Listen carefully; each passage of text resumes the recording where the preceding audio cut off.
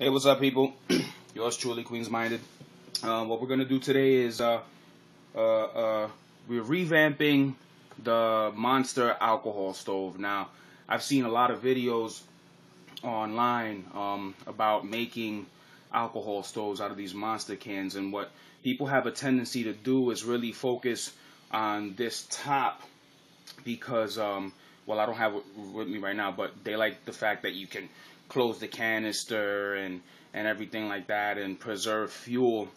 I mean, yeah, I guess that's great, but I have a different design. I actually tried out yesterday, and I wanted to share it with you, so I'm gonna do it from scratch on this video.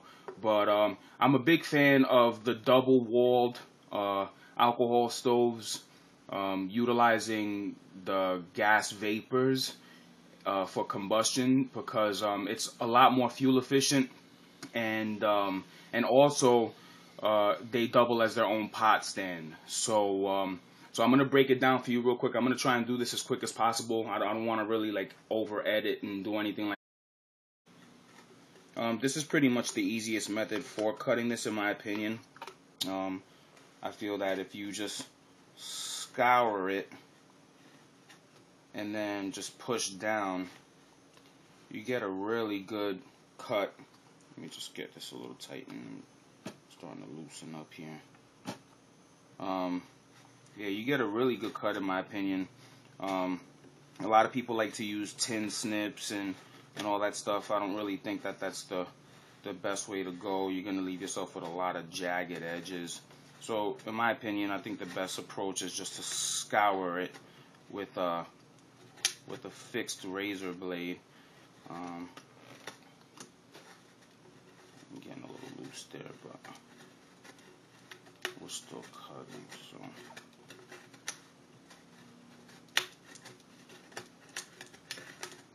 Alright, then pretty much when you've done that, just come here, press down,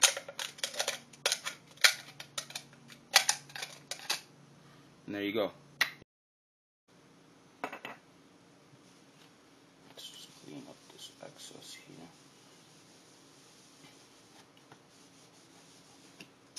Alright, now what you want to do is you want to make some ports here for the gas to actually get introduced into the inner chamber. So I just just use a basic Dremel tool with a cutting edge. So let's just go ahead and do that.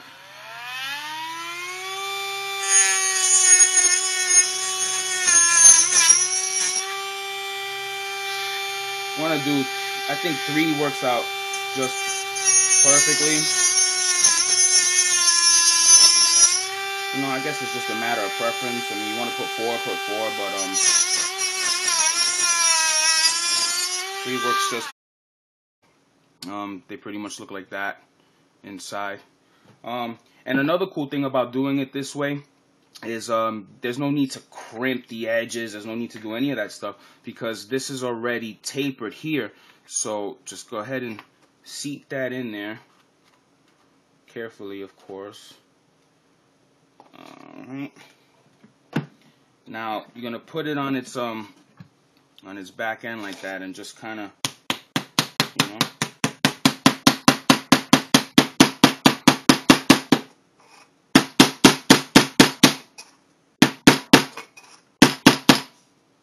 Yep, there you go. Now I think I might have actually cut this a little long. So there we go. I don't know if you can see that. Pretty much I reduced that edge down a lot. Alright, so we're going to go ahead and polish this. Like I said, this is a matter of preference. I like to do it after it's been inserted into the canister, into the bottom portion, because when you give it your test run or just after a couple of uses, the paint that's on here actually help stick the two together. It's not really necessary. A lot of people like to use like JB Weld and things of that nature, but it really isn't necessary, especially if you just leave the paint on like that. It'll help adhere the two pieces together. So let's just go ahead and get rid of some of this paint.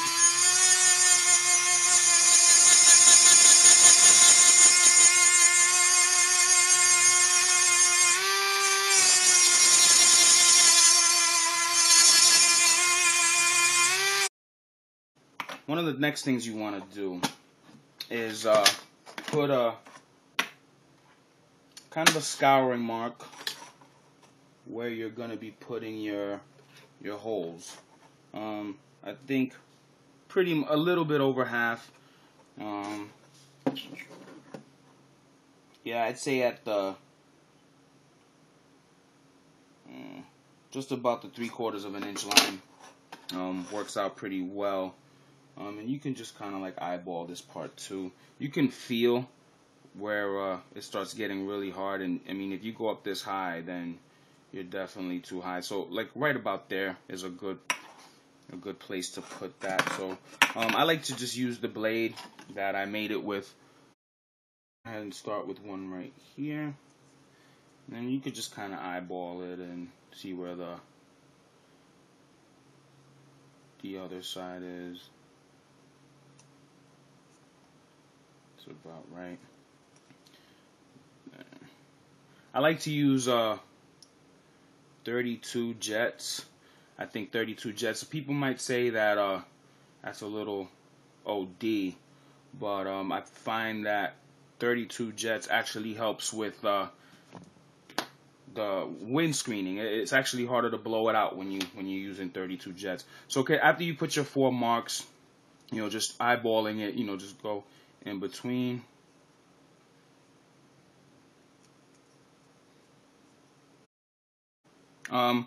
I like using this Dremel tip. It's kind of like I think it's the engraving tip. It's one of the smallest ones that are available. But it punches a hole really nicely in there. As soon as you puncture it, you just pull back. That's what, like, the difference between that and a drill is you can actually keep drilling to the next part. But this pops through really nicely, and as soon as you feel it, you can just pull back. So let's go ahead and do that.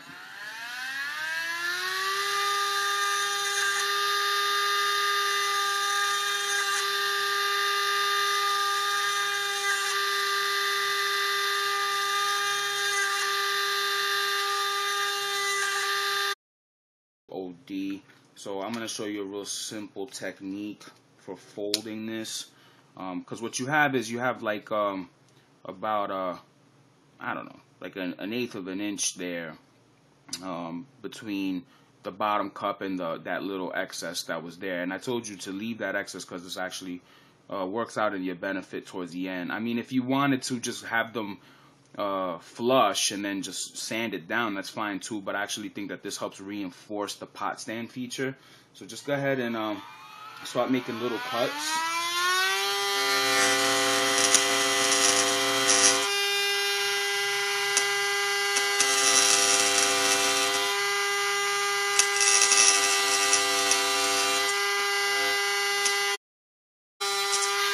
Yeah, you're pretty much going to use that line as your guideline.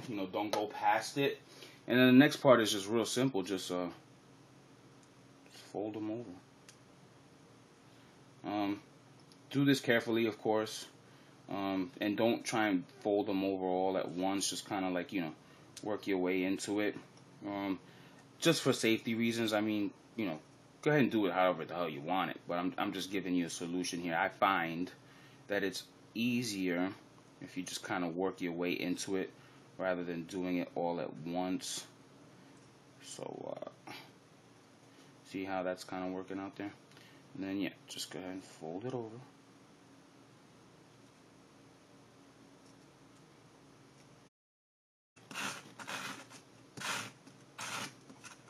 Get them conform to the shape. You don't want to do it too much because then you'll actually snap through and you'll mess with the structure of it, just like I did. Okay. Alright. There you have it. That is the Monster alcohol stove. Great. Durable. I mean, this thing, you could fucking step on it if you wanted to. And what I'm gonna do is in my next video I'll give you a test, a showing of exactly how fuel efficient this thing is and how durable it is actually too. All right? Thanks, guys.